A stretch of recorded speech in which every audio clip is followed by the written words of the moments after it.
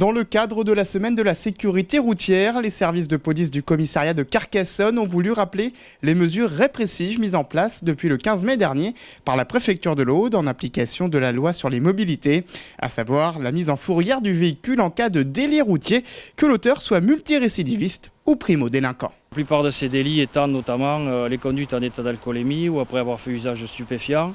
Se rajoutent également les conduites malgré annulation judiciaire ou suspension judiciaire du permis, ainsi qu'un phénomène assez nouveau, les rodéos automobiles. On connaissait déjà aussi à ce niveau-là les grands excès de vitesse, c'est-à-dire plus de 50 km/h au-delà de la limitation autorisée. Se sont rajoutés donc récemment, en vertu de cette instruction, qui reprend la loi sur les mobilités de décembre 2019, des infractions comme le défaut de permis de conduire.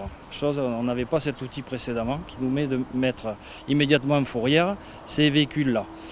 Se rajoutent aussi les primo-délinquants pour les conduites en ayant fait usage de l'alcool ou en état d'ivresse, ou éventuellement les gens qui vont refuser de se soumettre aux opérations de vérification, que ce soit les stupéfiants ou l'alcool. Donc dans les faits, en fait, on rédige un arrêté sur place immédiatement qui nous permet de faire enlever le véhicule de la voie publique, que se trouve à bord également le propriétaire ou pas le propriétaire.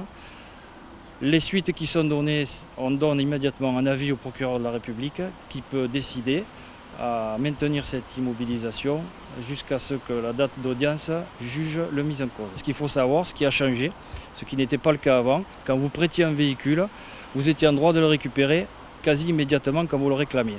Maintenant, l'arrêté prévoit que la durée des 7 jours s'applique également. Le véhicule doit rester à la fourrière. C'est-à-dire, ça nous est déjà arrivé, propriétaire du véhicule, vous ne conduisez pas, on va quand même placer le véhicule à la fourrière.